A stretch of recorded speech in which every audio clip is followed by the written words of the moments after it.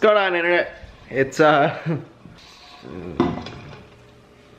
easily distracted. It is I don't even know what day it is. I always make fun of people by saying they don't know what day of the week it is. And like when I severely feel that somebody is intellectually not here, I say they're so stupid they don't even know what day of the week it is. And here I am not knowing what day of the week it is. I do know what day of the week it is now, but it took me way too long to think about it. It is Wednesday, my dudes. What's going on, internet? It's Wednesday, and have I got some stuff to show you. To give you the status update on the turd box that is taking up the spot in the garage that the RSX is supposed to be in. So, here's Claptrap. More or less the same way you saw it last time. If you've been paying attention to the Instagram, you'll notice it's been out in the daylight and moving under its own power. You see it's a really shiny. That's not my doing. That was Marcus when I drove it to his work. And he proceeded to blast it with tire shine.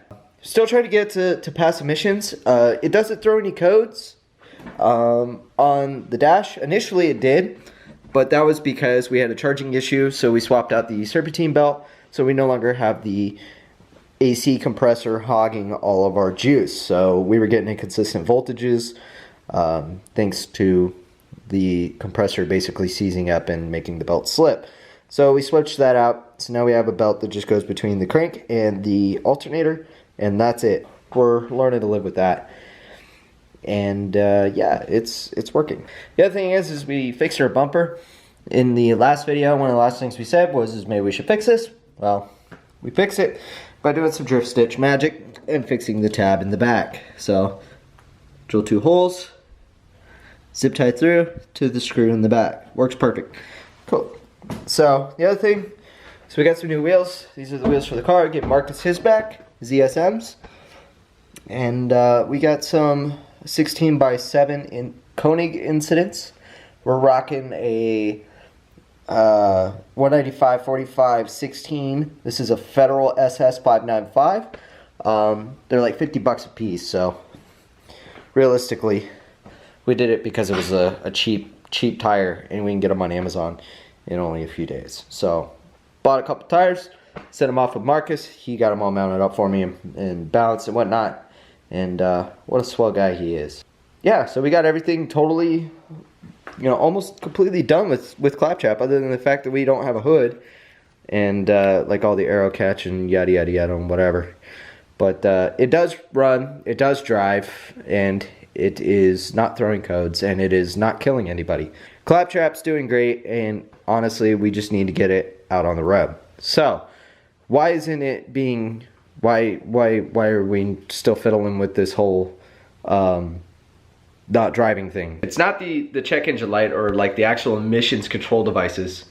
It's something even dumber. They couldn't do the emissions test because the OBD plug is not in its place. Meaning, there's 2 plastic tabs that hold the stupid OBD plug in its home, which is a bracket.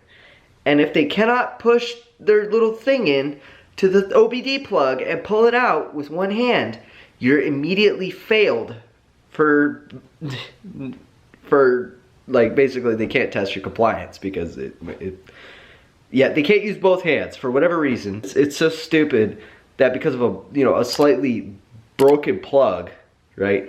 So now what has to happen? Okay, so now what has to happen is I have to go to a junkyard, find one that isn't broken, collect it out of the car in a normal state with enough harness that I could snip it, and then come back here and then snip mine off and splice the plug in, and then put it back together and make it fit in that little piece, and then go back and retest. It is the most annoying thing ever. What that means is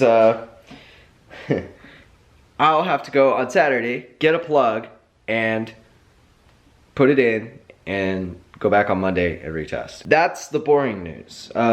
Well, the other piece of boring news is I got the truck, and yeah, so here's a little cinematic ooh la la for you.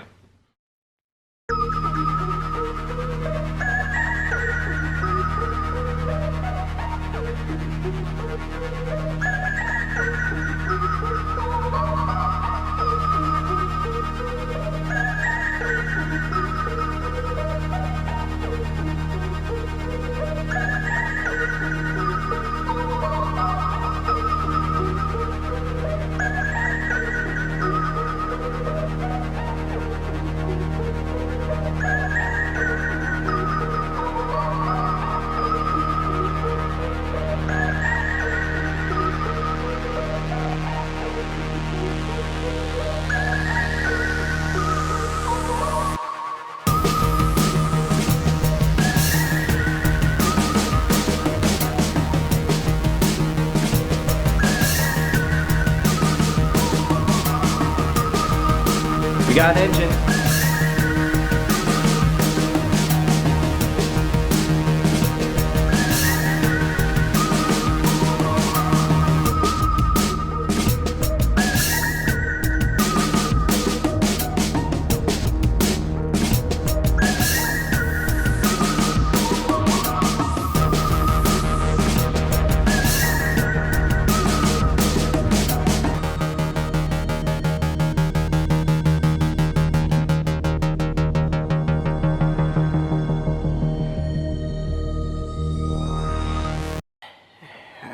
So as you can see, this thing looks a million times different. There's still a little bit of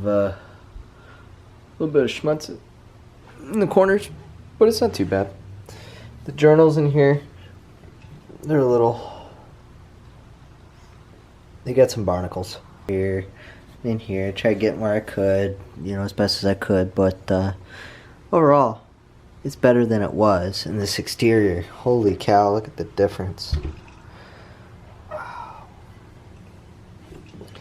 It's beautiful. I ended up having to change techniques.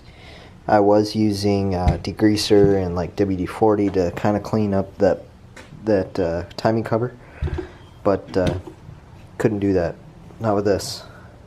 It's just too goopy. So I ended up filling up that bucket with water and Dawn dish soap. I'm going at it with a wire brush for as long as I could, like that, you know, until basically it wasn't doing anything. And I started filling up spots with soap directly and using a screwdriver to kind of scratch it out. So a lot of like these passages down here, like in here and in here, down in here and down here and in here and all the way along this and down in some of these spots and whatever. I had to use a down here too. I had to get a screwdriver in there, kind of scratch away at it to you know, in order to get it clean. But yeah, that's not a bad result considering. Now we just gotta do this for everything else. There's not many pieces left. You got this and you got the head, but the head we're gonna let the machine shop deal with. So we got this piece here. Timing cover's done. The block's there.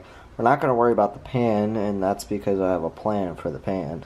This is more of just kind of the reveal of the motor and kind of like a little bit more of what we're gonna be doing with getting ready for it. So until I take all the head parts or whatever to low cache and have them do the head, this is where we're at.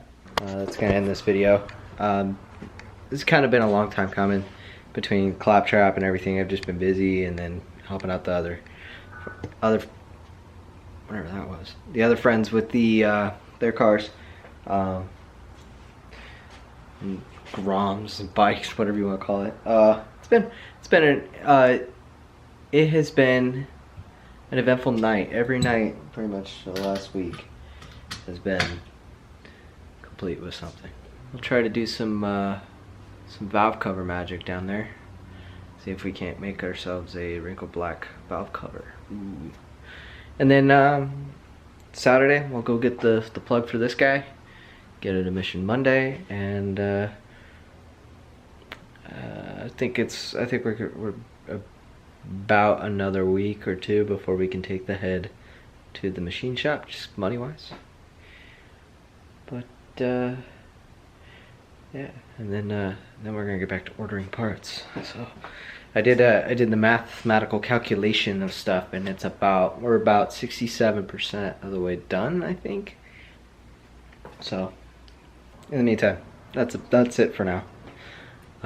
We'll get back to the engine stuff very, very quickly, but that's about it for now. So till the next one, catch you later. See you guys. I'm a true champion.